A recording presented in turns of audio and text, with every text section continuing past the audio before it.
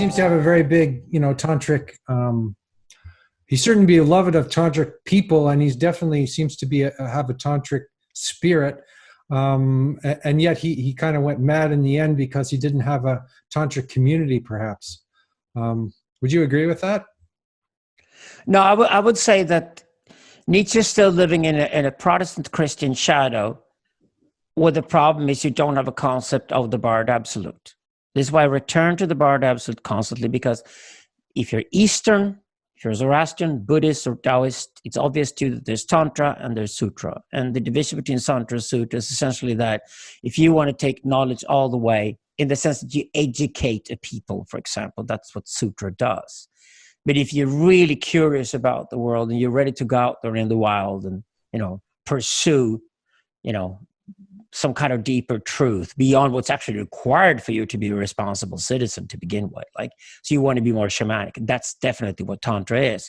And to me, since I'm working with it at the moment, we need to reintroduce this idea of the Barred Absolute in Western thinking. It will solve a lot of problems for many Western thinkers. Even Heidegger, I give you an example of Heidegger struggling between the two logoses. There's a Greek logos for Heidegger, and there's another Jewish logo for Heidegger that he finds in Christianity, and especially in the Gospel of John. Mm-hmm. And he puts the Gospel of John against the logos of Heraclitus. Obviously, he doesn't think much of Plato, neither do I.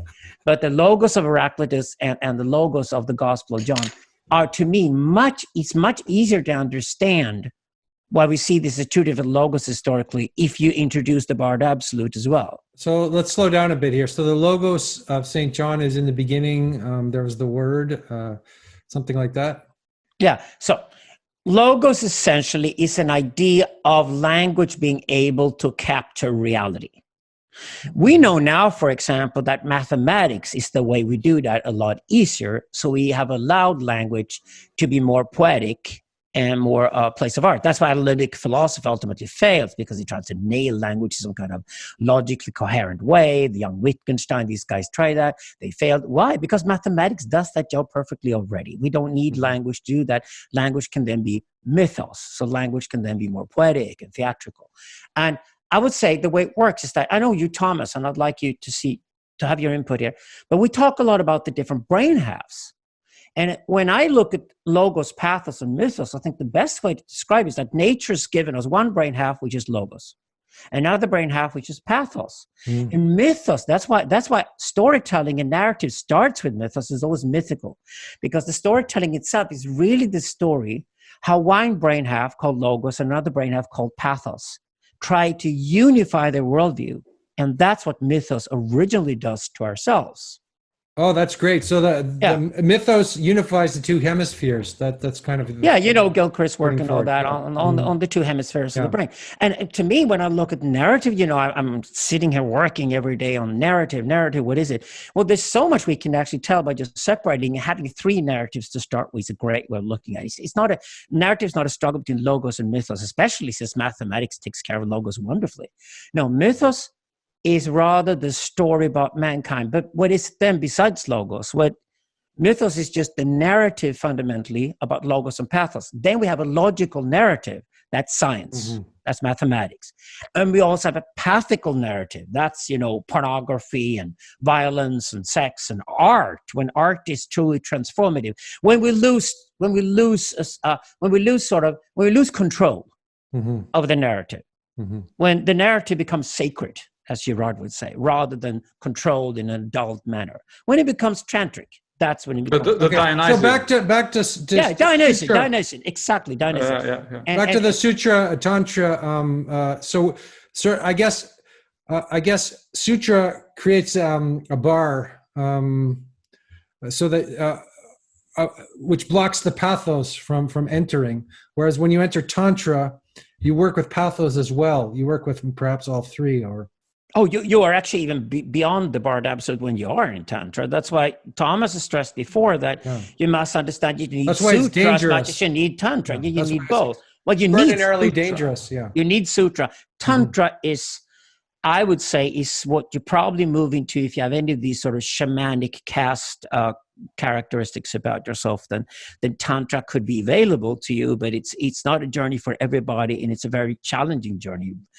Definitely. You're walking into, like we talked about the Dionysian is also split, something Nietzsche misses out. Again, because he doesn't think the Bard Absolute. But if you introduce the Bard Absolute within the Dionysian, you discover that the lower part of the Bard Absolute is the Rousseauian lynch mob, right? That's what Christianity tries to say when making Christ the ultimate scapegoat and these things. It's very René Girard, right? But the other half of the Dionysian that Nietzsche can't separate, Camille Pagla's worked on it, is the crazy wisdom part of it. And that's when you introduce a tantric approach towards the Dionysian. Thomas, can you comment on some of this stuff just to get you in this conversation? Yeah, there's so much. I don't know where to there's a lot. where to start. But I think that so I really love to find tantric ideas and Tantra and Sutra. I love to find these ideas reflected in Western thinkers and philosophers. And I think that you can of course read all of these Tibetan texts and Buddhist texts and stuff like that. But if you want to get an idea of what the tantric attitude is about, you can find that in Nietzsche. And so one of the core ideas of Nietzsche is amor fati. That's the love what is and accept what is, and rather than trying to run away from it, you basically use it in an effective manner. And that's essentially the core of Tantra. So you do not reject anything, but it's extremely inclusive.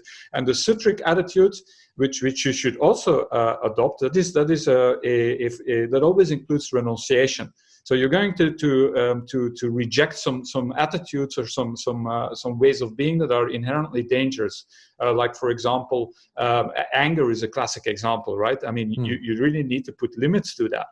But you cannot completely give it up. At some point, you'll have to come to terms with the fact that anger will be a part of your life, and you better learn how to deal with it in an effective way and turn it into art or turn it into a sacred ornament. That would be a typical way of putting it in. And there's anger types, and there's also like in the Buddhist iconography, there's anger types, and then there's passionate types, and then there's like people who are a bit more spacey. They're like, and then there's there are different types of personalities, and we're all kind of stuck in these types, right? In these archetypes. So you can't destroy them. You can't get rid of them. You can't, erase them through doing a lot of meditation, particularly. And then Tantra, you kind of embrace them on some level. So can I ask you guys then? Exactly. How does this relate to what religion essentially is? According to René Girard, I strongly agree with him. Religion fundamentally consists of prohibition, which is domestication and control and civilizing ourselves. And the other one is ritual. And ritual then often is the opposite. Ritual is where you let it all out. So you ride the nature inside of you. You don't try to contain it and control it to eliminate it, because that's actually when it goes terribly wrong, right?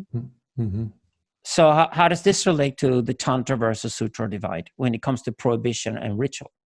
Well, I think Girard is very sutric, because he never really talks about a constructive way of using the Dionysian. He says, like, this is very dangerous. This is basically it's the victimage mechanism, right? The mob goes crazy, picks a scapegoat and kills it, which is obviously something that you don't want.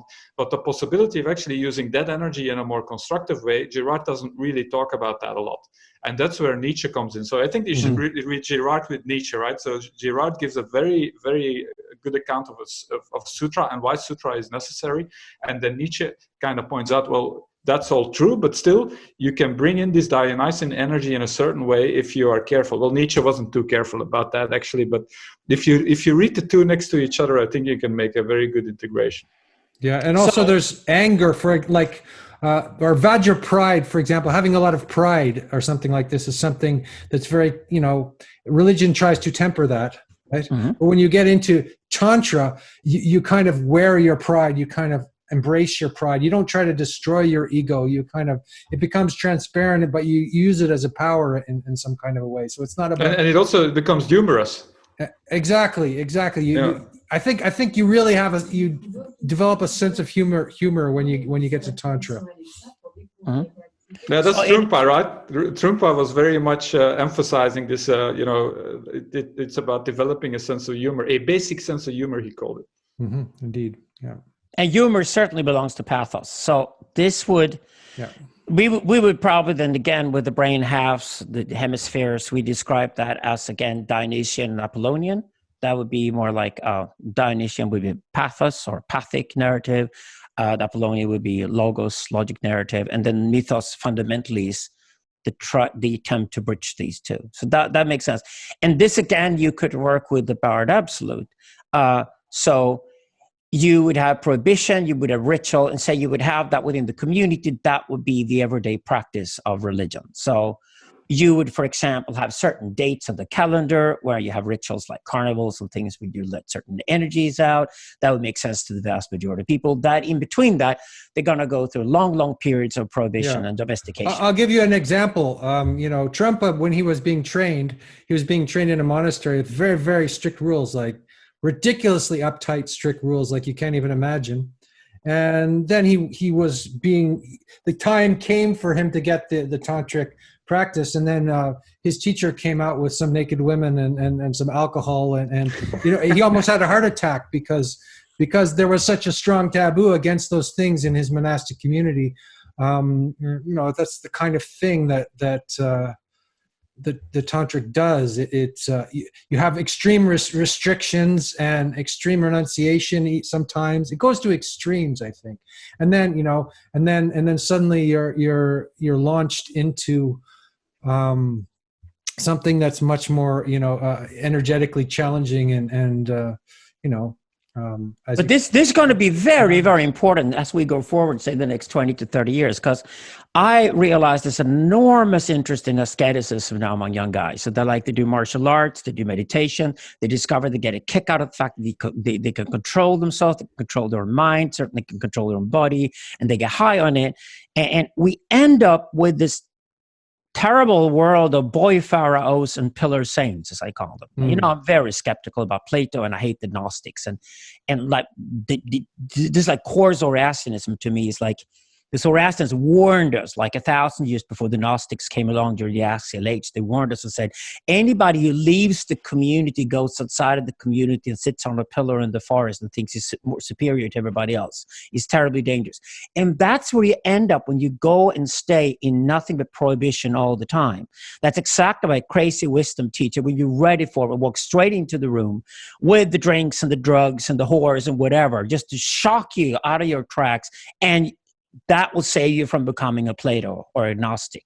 Mm-hmm. Yeah. Because what he does, he kills this sort of super sutric ego you built on the fact that you can contain and control yourself. There's like this urge of prohibition has gone so amok in you that you become high on your own ego, on this sort of ego that can control and contain itself to this level that you just need to bring this shock into the system. It's a bit like, this is why I always return to the idea that religion fundamentally is a force of nature that breaks through our fantasy and breaks up the fantasy and reminds us that we're not in control of things. Lacan's the real as opposed to the symbolic and the imaginary. And this is where the crazy wisdom teacher is wonderful, and why Tantra, if you're going to be any sort of leader or teacher, spiritual teacher or whatever, you have to go into the Tantric, because that's where the crazy wisdom teacher walks into the room and destroys this fantasy that you being high on your own capacity to regulate yourself is just being torn apart. And that's it's only then that you can become a proper spiritual teacher. You're dangerous before that. Mm-hmm. Yeah, you can be very useful for society as a whole. Uptight puritanicalism is very, very dangerous, and it also often has this sort of facade of purity, of love and light, of Yeah, but this could explain why separation of church and state happens both in China and in the West. Because I'm looking for that at the moment. Why did Confucianism go its way, and then Taoism and Buddhism became religions in the same way we separated church and state in the West? Wasn't that because when you're going to run a state bureaucracy, the best way to do it is just to have people that are incredibly contained? They go through prohibition all the time. They're high on it, and they become these state bureaucrats. I mean, at the end of the day, Plato dreamed about his republic. That'd be like the perfect state with perfect state bureaucrats. He created the same fantasy at the same time as Confucius did the same thing in China. I don't think that it's a coincidence that these sort of pillar saints that came out of the axial age dreamed about creating these perfect institutions or perfect collaborators who did all the right things at all times, almost like machines. But of course, if you do only Sutra, that's what you get. And that you could build whole civilizations on these bureaucracies, but you had to then match the bureaucracies with the world of art and religion. And that's where you allowed art and religion to have different labels. You separated from the state machinery, you moved it out of there, and then you created these separate monasteries where either monks would sit and go completely inwards, or artists would just express themselves and go shamanic. Mm-hmm. But the separation of Dionysius and Apollonian, this aggressive sense, like it's two different spheres of a society, eventually collapses and it leads to conflict. It has to. It is a Platonist dream of the perfect world.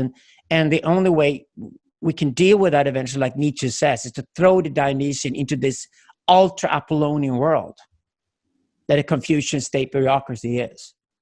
It would make sense because China obviously today suffers from the same problem the West does, and it's the mythology of the separation of church and state. When reality, church and state are different realms within a religion.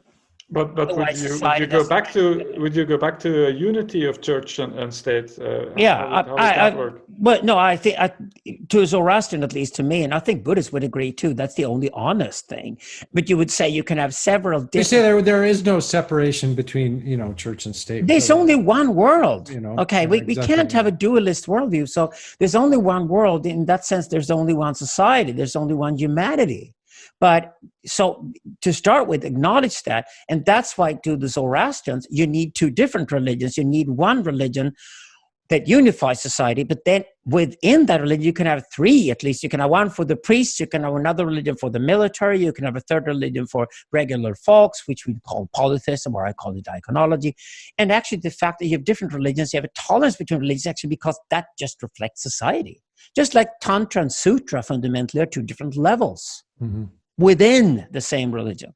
No tantric teacher would say that Tantra is separate from Sutra as a separate religion, but if you use religions in plural here, it would be like there's an overall religion within which they both belong. Yeah, that's human relationships to reality. Because otherwise, I guess this is so you're using the word religion in a way that most people wouldn't recognize. I would say. No, but if you ask people what does religion mean, it's just like they ask them what does God mean. They have no idea. They just think somebody else that they mimic knows what that is. I say religion is the process through which we try to contain ourselves so we don't go off and kill strangers in an instant. So it's all about fostering us. It's like you obviously foster your kids to one day become adults. And then it's the job of the priesthood to foster the adults to become civilized. And what the priests then try to do is that if you can stretch your imagination beyond the loyalty of the 157 of the number that you're born with, maybe you can stretch it to at least 1,500 people you could have some kind of loyalty with. If you can then take it beyond that, then we have ideas called nations and empires. And the larger unit you can express some kind of solidarity with, the better off we all are. Mm-hmm. Okay, this is why I sort of think it's an illusion that people can. I sort of think it's an illusion that people can live without religion. Even when they don't have religion, they create all these pseudo religions just to. To kind of replace the void they feel because they don't have real communitas. They don't have a real, culture of worship. I don't think, even if it was a Nazi, and I don't care, but we can't get around Carl Schmitt's political theology because you can't even study political science these days without having to go to Carl Schmitt first, regardless of whether you want to go to the left or the right. Even the smart left reads Carl Schmitt, and his political theology just says it all. Everything is theology. Theology is deeper than philosophy. Everything is religion. So the question is liberalism a religion? Certainly. Conservatism and religion, certainly. Socialism and religion, absolutely. These are different ideas of the relation between human beings organized through the state. Well, that's a religious institution. That's religion, at least as much as the church ever was. I would say that Tantra is actually a meta religion. It's basically something that looks at the prohibitions of religion and then does something creative with it. So it's kind of like because if you have a system where the prohibitions are completely absolute, so then you have something that is suffocating, something that, as you pointed out, so you get something like a suffocating bureaucracy. So you need some kind of space where kind of like, as you call them, that the shamanic types do their experiments. But you want that space to be structured. You want that you don't want you want complete hedonism or just chaos. You actually want a lot of structure in there. And I think that's what Tantra tries to accomplish, right? Where Sutra brings in prohibitions, like the classic aim of religion. We bring in prohibitions so that if we have violence, that it's an organized violence, that we don't have total war of all against all, which humans are very fond of. And they always go there unless religion stops them, and I think that's kind of the checks and balances, right? Yeah. So I'm proposing here. In Sutra, prohibition dominates, and the occasional ritual breaks up the prohibition. Otherwise, people explode. But when you go over to Tantra, the ritual dominates, and prohibition is hardly there. At least you should have been Sutric to begin with, so you have your prohibitions already. So you basically get out of those. So the shift is towards ritual dominates and prohibition becomes minor when you go into the tantric mode. Would that make sense? Yeah, I mean, well, Tantra isn't very.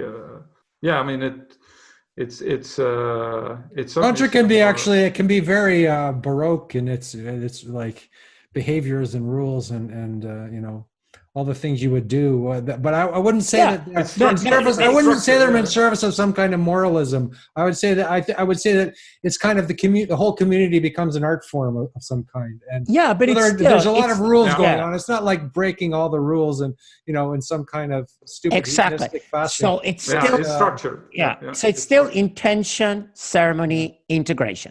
Always shamanic practice is intention, ceremony, integration, where you learn gradually, you're attracted to the ceremony before you get in there, and eventually you discover the ceremony is only there to break up in between the intention and the integration, because the event that transforms you during the ritual is that the intention was who you were to yourself before you went into the ritual. The integration is the new person you become afterwards. So ceremony is only that state where that happens. That's exactly what's during the ceremony that the crazy wisdom teacher throws in the horse and the booze and the drugs and everything. If that's what you needed because you were becoming this totally self-obsessed narcissistic Platonist, and he just wanted to break you out of that spell, right? So yeah. Well, you have to be broken out of your mechanical, your stupid, mechanical way of thinking.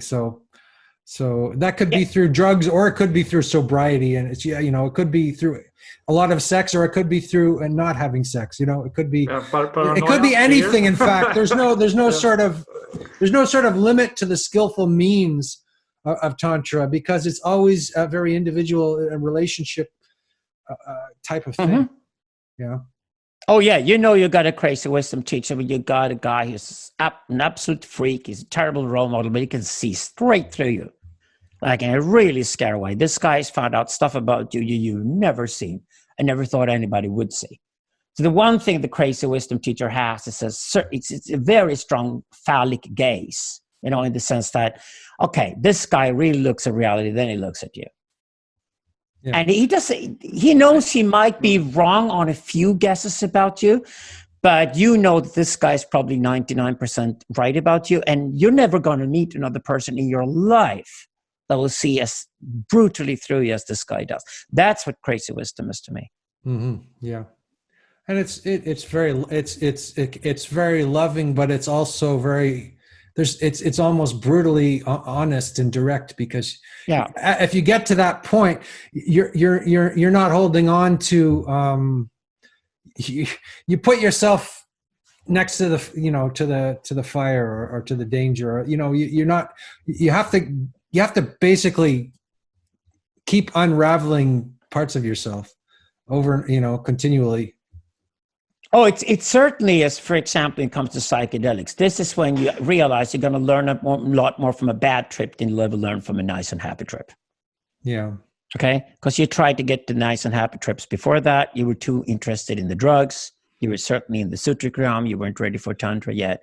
Once you're in the Tantra realm, you realize, no. It's perfectly okay for the bad trip, and I can handle it. I'm ready for it. My crazy wisdom teacher knows that I'm ready for this. And finally, it's not that you come around and ask for the bad trip. It's rather you realize that that's where you learn the most. Yeah. They call that you stay in that ambivalence. It's not they call that wrathful compassion, and you can see it in the tantric iconography. You have these fierce, beings that are destroying your, destroying your ego. But you also have these very sublime, beautiful, sensual. You have both those worlds. You have both those models. You have this sort of crazy kind of love, and also this crazy kind of cutting through your illusions and your facade and your yeah. And also I would say the real lesson is that you learn that barred absolutes aren't that bad. Yeah, right. Yeah. You might love a brother, or you love a woman of your life, or whatever, and it's eros and it's philia in the strongest form, and you're just shocked at the fact that you can feel these things for somebody else. And you realize, I don't want to know if this has some kind of dirty motor beneath it. Right? I don't want to know that, and you turn it off, and you realize, well, that's part of Tantra too. It's just like, I don't have to know everything, but I know that it could have a really nasty origin of some kind, but because it has, beneficial qualities to it, and I'm now wise enough to actually understand that the motives behind anything I ever do could be, come from out of the absolutely worst places, and that's okay. That is why I'm talking about a split in the Dionysian that Nietzsche doesn't get, but he probably could have gotten if he'd learned about Tantra and Sutra beforehand. But he wasn't well versed in it. I mean, he was. Can you explain that to me? I'm not sure I get the split in the Dionysian idea. Because the split in the Dionysian that's lacking in Nietzsche, that also Camille Paglia has been looking for a lot, and so have I, is the split Dionysian. Is precisely the Dionysian because there's a barred absolute in the Dionysian, and there's a prior to the barred absolute. The prior to the barred absolute is absolute. You see the lynch mob run down the street. Obviously, that's the case. But yeah, the lynch mob running down the street it could also be the crazy wisdom teacher in the wrong place, for example. Okay, it could be crazy wisdom. If you read crazy wisdom into a fucking daycare center full of 5-year-olds, you made a horrible mistake, right? So knowing its place is central to wisdom. Where does this belong? And that's both geographical place and place along the time axis. When is this person ready for this kind of information? Absolutely central. The crazy wisdom teachers do it through amazing talent, and that talent I would call crazy wisdom intuition. Yeah. That's why you trust them. They just have a feel for it, and they nail it again and again. That's what they're good at. And they've learned to trust that. It might be the only talent they have. The rest of their lives might be just, terrible empty bank accounts and alcoholism or whatever. But what constantly returns from the crazy wisdom teachers, they've got an eye for what they're good at. They have this one spiritual, unique talent that they have, and they can really eye exactly who's prepared and when's the right moment to go to that state. Mm-hmm. Yeah. And in my experience, you don't really think you're prepared, and they might give you something that is too hard for you or something, and then you fall back, or they might they might make you puff you up full of pride so that you think you're some kind of a teacher or something, and then if you think you're prepared, you're not prepared. That's the first thing they will teach you. They will teach you that no, I will definitely shock you when you're prepared, because I'll know it but you won't. Yeah, that'd be the number one quality of a tantric session. Absolutely. So do you have any experiences with that, Thomas? Like maybe you could talk about? With what exactly? I don't know. Just like what we're saying. I'm just trying to get you to speak a bit, because last time you had a lot of things to say, and this time you're being very quiet. So I can give you a topic where I want to hear you guys talk, and that is, okay, can you please tell me and the listeners of this conversation, we talked about how Buddhism and Zoroastrianism match each other, and you have a Buddhist background, both of you, certainly Dzogchen Buddhism. But can you explain the different variations here with the small wheel and the big wheel and all of that. But where does Buddhism sort of, so to speak, go tantric, and where does it go phallic? Can you explain that to me? Because it's obviously there in the Buddhist traditions too. Well, I mean, that's an aspect of Tantra, right? Tantra enthusiastically engages with the world. So Sutric Buddhism has a lot of renunciation. So that's, let's become a monk, let's renunciate the world. But Tantra is, of course, about enthusiastic engagement with the world. So that it's very, I guess that falls under phallic, right? Yeah. Yeah. Being more technical, there's the narrow path, which is Hinayana. It's about discipline, and it's about just like hardcore discipline, and it's usually a solitary endeavor, right? You have the Arat, who is the solitary realizer, and he's kind of looked down upon a little bit by Tantric. He realizes something very deep, but he's a solitary realizer, and that's the Hinayana. And the Mahayana, you develop wisdom and compassion. You develop a lot of wisdom, and you develop a lot of love, and you just develop this. You keep developing it. And then in the third phase is Vajrayana, where you enter this whole other world. Kind of you kind of enter a different kind of world where all the rules sort of are integrated, but at the same time they dissolve, and you play around with the senses a lot more. You play around with reality a lot more. In terms of phallic, I would say that the Vajra is a symbol of the phallus, right? It's a weapon, and you hold it in your right hand and you pierce through things with it. And whereas on the left hand you're holding this bowl of nectar, it's like a bowl of nectar of the bowl of loving kindness, and you have this nectar in one hand and you have this fierce Vajra in the other. So I think it's very much a balance between the masculine and the feminine, but the women can be, there's a fierce aspect of femininity as well. It's not a soft sort of, Mother Mary kind of. There's much more room for the different kinds of female archetypes, I think, in Tantra, which is one of the reasons I love it, and the male archetypes, who can be very, wrathful and fierce, or or else just aesthetic and wise and deep. There's all kinds of so I think it brings in personality, or all the personalities, all the different. But that's the Maha Yoga part, right? So that deals a lot with the deity yoga, which is essentially working with identities and emerging in a certain way in the world. Yeah. Yeah, well, the Maya Yoga is the deity yoga. So you develop you do these elaborate visualizations where you become the deity or something, and then later on this all dissolves, right? So it's where I kind of sometimes see this. So there's people are arguing that actually genuine Buddhist Tantra isn't really given to the Westerners anymore, right? Not after the mess that Chogyam, the great mess. I mean, in many ways, the mess that Chogyam Trungpa made. So you have to make the transition from sitting on a pillow and then doing these visualizations and I'm an angry deity and I have 20 arms and whatever, and then actually acting in the world, right? And that is kind of where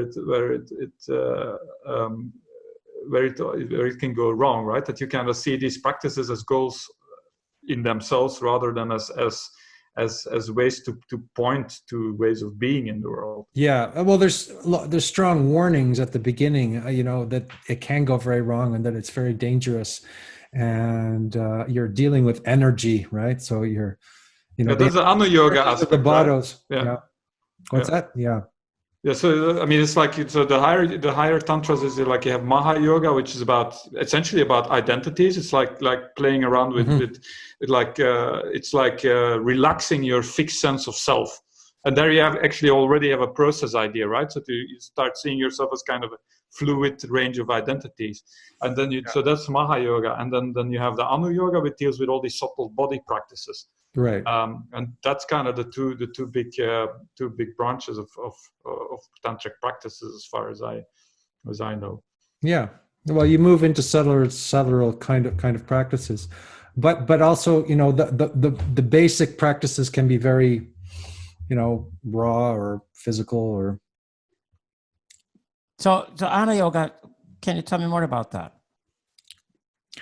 I'm not good at the whole theory. Maybe I think Thomas is better at that than me. Ana Yoga. Well, you have Maha Yoga, which is I mean, this is kind of like very simplified, right? I'm sure that many Buddhists would totally disagree with me, but so this is one way of looking at it. So a lot of practices deal with identity. So you visualize yourself, for example, as a deity of the opposite sex. So this is a very interesting experience, right? Especially if you have a deep meditation practice, these can be very transformative practices. So that's one aspect. So you deal with identity. So you start kind of letting go of this fixed identity that you have as a man, as a woman, as a father, as a this or that. And I think that many people would benefit from a practice enormously, like that. Yes, absolutely, yeah. So that's the Maha Yoga aspect. And then you have the Anu Yoga aspect. That's a bit more difficult to explain, and that often sounds a bit like New Agey, but it's a very important practice. And these are all these subtle energy practices where you basically, Wim Hof is basically an Anu Yoga practice. It's inner fire meditation that has been adapted to Western audience. Yeah, the Salung practices, which are yogas and breath work and breath work, and it's like things that many people only experience through taking drugs, like psychedelics, but you can actually have many of these extraordinary experiences by doing these Anu Yoga practices. I'm very fond of these. Yeah.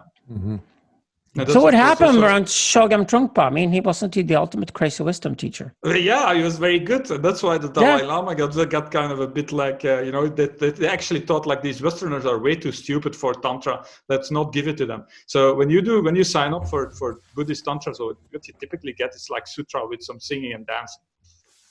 Well, I agree. I mean, we argued in Digital Libido that the West, or whatever the West has become after 1945, is this increasingly infantilized world. And, these days we're all slaves under political correctness and all these stupid things. And even this distinction between a role model teacher and a crazy wisdom teacher is almost impossible for Americans and Europeans to understand today. Mm-hmm. And they're at an enormous loss because of it. That's a very important point. They're at enormous loss because of it. Well, people couldn't understand how somebody who was supposed to be a sort of, a spiritual Tibetan man, could be doing all these wild and outrageous things and not be a complete lunatic. But he wasn't a complete lunatic, So no, but this is the tragedy. The moralists come rushing in and shut everything down. And so these kind of teachers, the ones that I know right now, wouldn't go near the public sphere, because it's too much of a, So two things right there. So the idea that your teacher must be somebody you can mimic literally in every detail. The idea that this is somebody who's your teacher and he's your role model, and if he's not your role model, you have every right in the world to moralize against your teacher. That in itself is just the most absurd, grotesque form of the child of God myth. It's just like, I am still the child. I will never grow up and take responsibility for myself.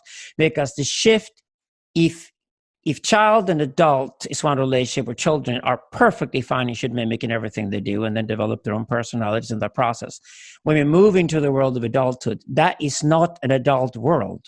If adult people are not prepared, at least occasionally, to leave the role modeling behind and stop the damn mimicking and try instead to follow the crazy wisdom teacher, because this obviously the shift into the transcendental, meaning that a crazy wisdom teacher is somebody you're not supposed to mimic, so that you can maybe just for once in your life do a novel act. Because if you mimic such a person, you start to get into cultic behaviors, right? You become a child rather than forever. Actual you cannot be an adult. You cannot be an adult in that sense. If you stay mimicking and only mimicking and refuse to do anything but mimicking and don't understand that the price is something you pay.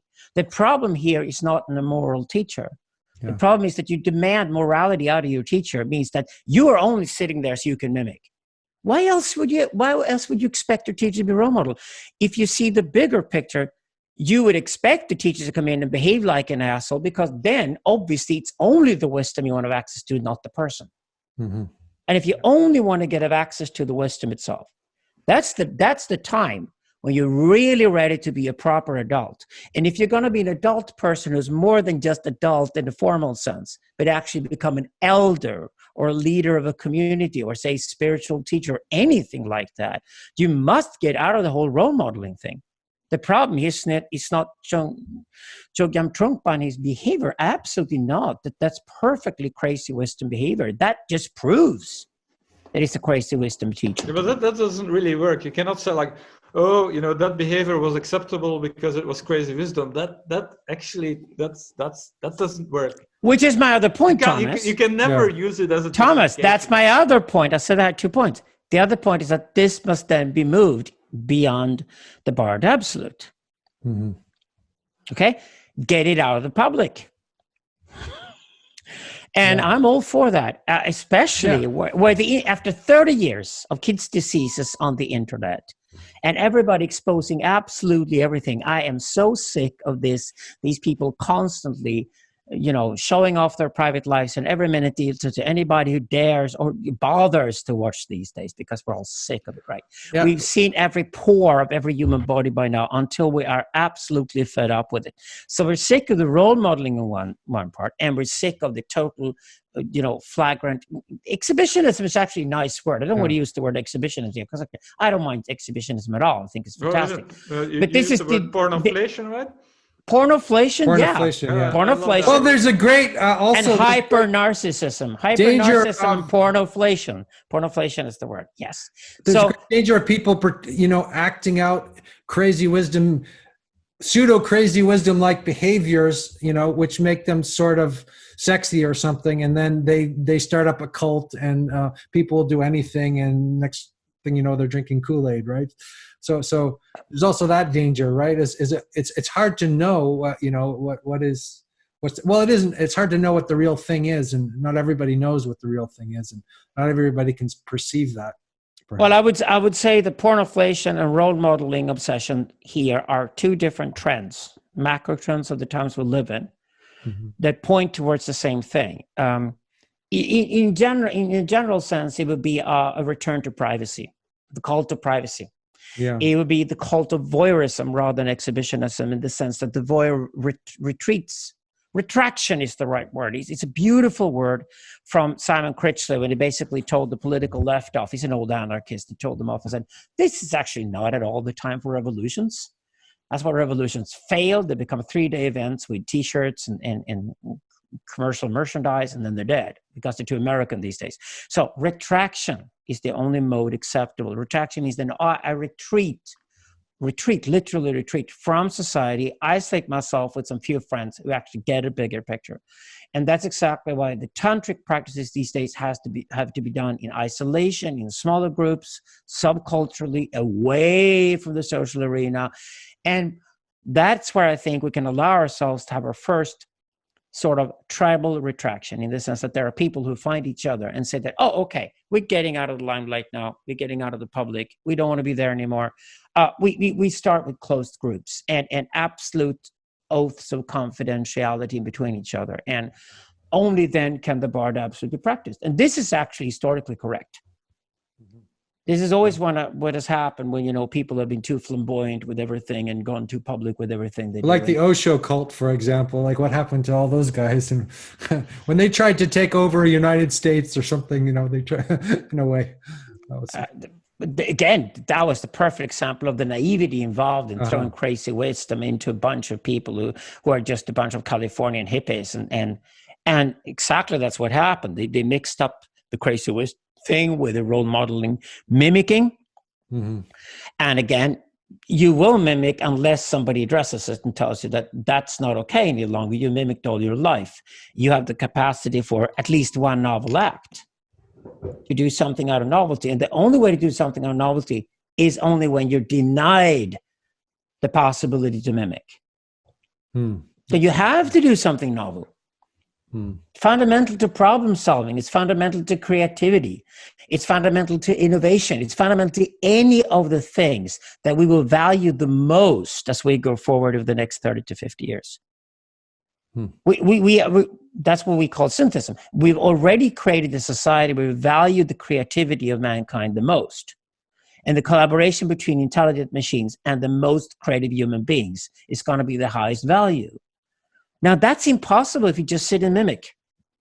Because if you sit and mimic, you become a Chinese Communist Party bureaucrat or a Chinese Communist Party manufacturing person who sits in a factory somewhere and just does what somebody else does.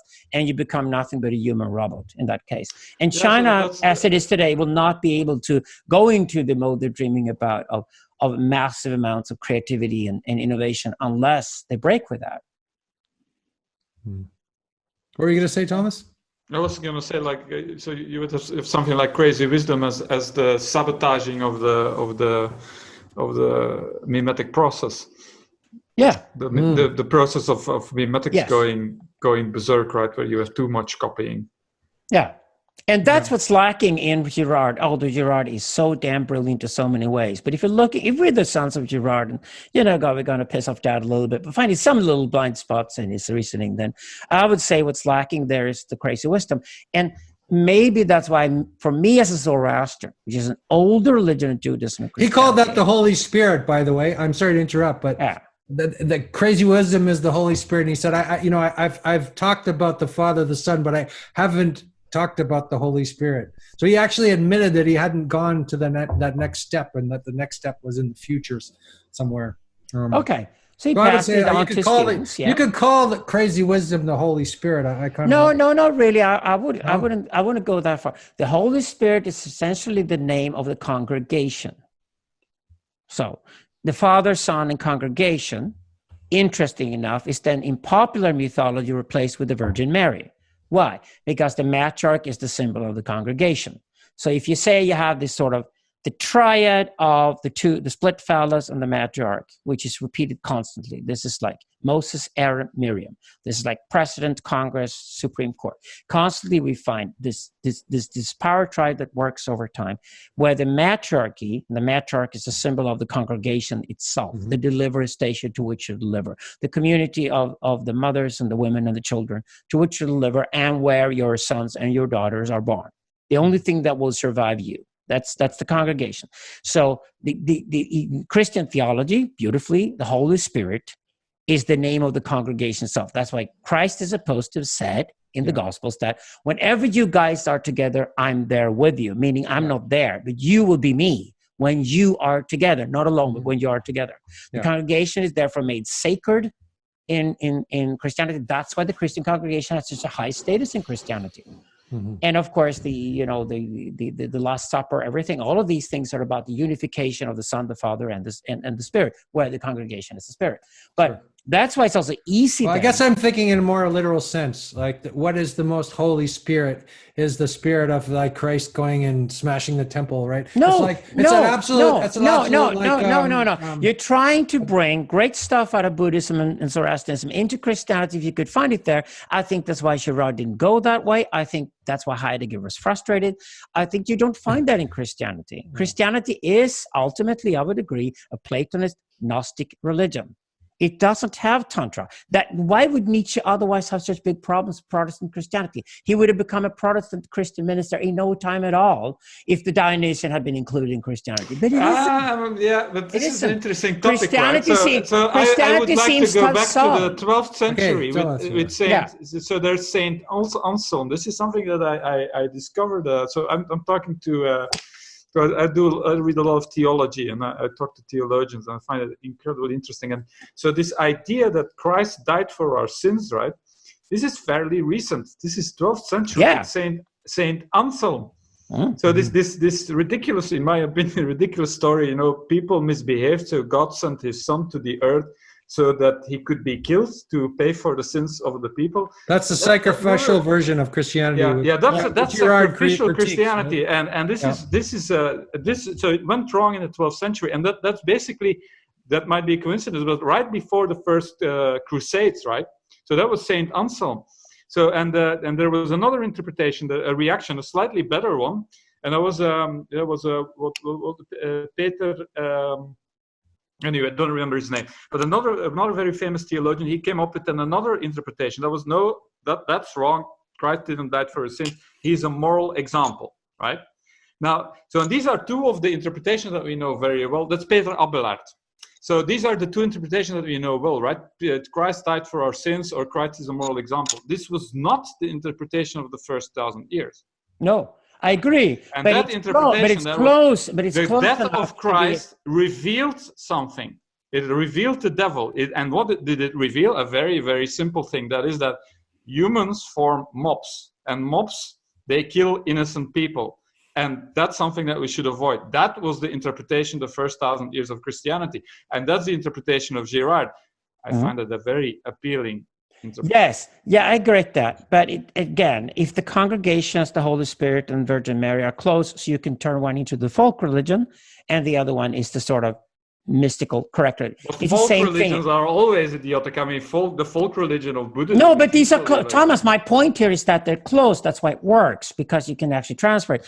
Because you just said that by turning Christ into the scapegoat, finally we can stop doing the lynch mobbing here, and the lynch mob is the sin.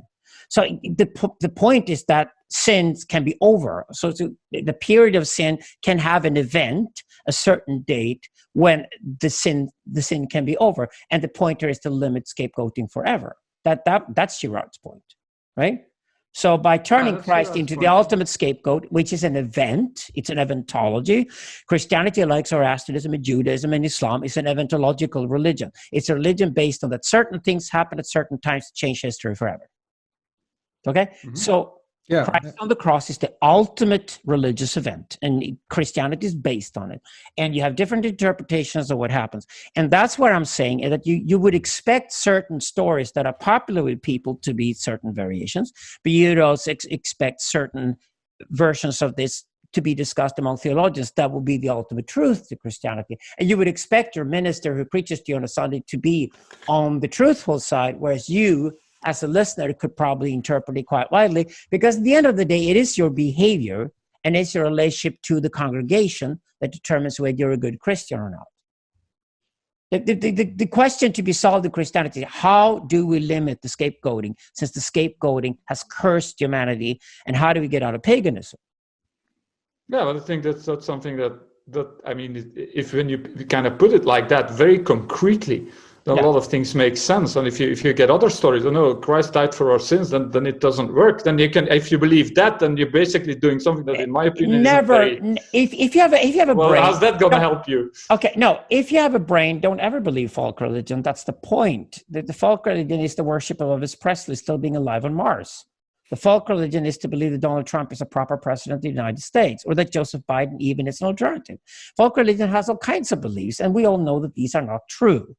Okay, so what you need to deal with, you either become some kind of religious fundamentalist idiot who kills people constantly, blow them up because they don't have the correct truth, or you just accept the fact that people will make all kinds of wild interpretations. As a priest, you're responsible to community with the vast majority of people are idiots with slave mentality minds. You still love them. And that's very Christian, because you just say, okay, whatever they believe, as long as the community is a peaceful community and they don't go off and kill people on a regular basis, but actually they go here and they try to be more peaceful, we've gained another week of peace, right? You gain another week of peace. That's what a good minister is supposed to do. The religions then approach that in different ways. Now, what I'm interested in and trying to explore with the other Zoroastrians like Pablo Vasquez and other Zoroastrian scholars out there that are converted like me, is that we're all sort of interested in, the Girard addresses the question, Christianity so solved it. It didn't solve it. You asked the Jews, they had pogroms, but we undoubtedly had longer periods of peace. We undoubtedly had less scapegoating. We undoubtedly became more civilized because of Christianity. We did benefit from it in that sense. Even Islam could probably claim that compared to some of the more pagan religions, it's sort of eradicated, but I wouldn't count on Islam having such a great track record. But don't worry too much about it, because to me, the popular religions we need to get rid of. So you're agreeing that Christianity sort of brought us out of the Dark Ages in some No. That's what even Trump has said that. No, wait a second. Yeah, okay, I agree. Compared to a certain pagan alternative, it's certainly much more bloody. Okay, you get rid of the Vikings running amok all over Europe to begin with when you Christianize them. It worked, okay? So, but the Zoroastrian religion, apparently, starting 3,700 years ago, got rid of scapegoating better And it didn't do so by creating a scapegoat like Judaism and Christianity later did. Zoroaster died in the battlefield. I've never heard of Zoroastrian turning him into a saint because he died in the battlefield. And Zoroastrianism, because it doesn't build pyramids, it, interesting enough, just throws you away when you're a corpse and says you're a corpse because you're nothing but a corpse. And Zoroastrianism teaches that you should be obsessed with living a full and whole life if you possibly can. It's called harvatat. If you accomplish that, you can hope that certain things you achieved in your life, other people can build from. So knowledge that you have achieved in your life can be taught to others before you die, and that's what's eternal about you. That's called ameritat. That's what transcends your life, okay? So you go into harvatat, ameritat, and between those two, you have ideals that actually work. But you actually get the scapegoating out of the system by just removing all the arguments that were there for paganism in the first place. I give you perfect contemporary example of that. That's interesting. Say you happen to meet the Chinese guy who had a crappy lunch in October 2019 somewhere in Wuhan, where he happened to eat a bat. Okay. A pagan who'd find this guy would go after him, drag him through the street, probably slowly execute him in 200 different ways imaginable. In public. The most excruciating execution ever. And then some guy out there will probably still resurrect him, turn into some kind of saint for a perverse cult the day after. Okay, that's what you do with scapegoats. Okay, What would a Zoroastrian do? Zoroastrian would say, oh, you're the guy who ate the bat. How would you think about not having bats for lunch, since it was probably a crappy lunch anyway, so the rest of humanity gets some time to maybe learn from this pandemic and avoid the next one? That's called asha. And by practicing this sort of radical reconnect, it's called Tao in Taoism. It's exactly the same idea, inherited from the Persians to the Chinese. So it means that you connect with the reality out there that's beyond you. You cannot grasp, but it's there. It's called asha, how things work. That's what the term asha literally means. The way. So the way, how things work, the same thing, right? So asha vahisha is then your ethical attempt at think asha, speak asha, and act asha. Meaning that's the birth of science right there. It's the birth of a logos. Heraclitus logos is the birth of logos as something opposed to the pathos, so the pathos can be contained. And from that point on, Zoroastrianism practices, and this leads all the way into Heraclitan process philosophy of the Greeks. It's totally Zoroastrian. And this idea is that by writing the process of life through retraction, and prohibition and eventual ritual, I could contain it. Now, Zoroastrianism, I would say today, would even more benefit. It had even more tantric elements into it. So what is lacking that Taoism and Buddhism have is that it's lacking meditation practices, contemplation practices, and certainly a resurrection of the old Persian martial arts. All of those things are working on right now, so we could have a third Eastern religion that we could introduce to the West properly. But those things are still lacking. That's what Buddhism and Taoism are way at. Well, but these are fascinating times. Tantra is a good example, right? I mean, Tantra comes from the East and it came from the West. I mean, it's blending with New Age, with philosophy, with BDSM, with all kinds of stuff, right? And then it kind of reflects back to the East, right? So we have this enormous creative energy going on, and many people are complaining, that's not real Tantra and that's New Age and this is that, but I think it's great. I mean, this is a very, very creative cauldron. And it seems also that a lot of religions, it seems that religions have different emphases, right? So, and John Cobb has written about that. So he's a process theologian, and so you have religions that are focused on process, process religions who kind of like try to emphasize the process nature of the world, right? And that's definitely Buddhism and Hinduism to some extent, probably Zoroastrianism as well. Yeah, and Taoism. Taoism definitely. And Taoism, and then you have religions who are more concerned with potential. So there is an array of choices. How do I make the right choice? In Christianity, the Abrahamic religions are very much about this potential. And then you finally have religions like that are obsessed with patterns. So that is, how does the world work? And that's basically science. Science is one of these, if you want to call it a religion, let's say generalized religion, who are very much obsessed with like, what's the pattern of the world that we can use to make predictions and to get things done. So you need these three. So I mean, Christianity never appealed to me at all before I studied Buddhism. It was only through Buddhism that I could finally understand where the value of Christianity lies. And I think that it's and this is going on on a grand scale in the West, right? So people are studying Buddhism, they're studying Hinduism, they're going back to Christianity. Obviously, there's a lot of science going on. So people have a tendency to be very pessimistic about the world, and of course, there are reasons to be pessimistic. But have there ever been eras in the history of mankind where there was so much exchange of information?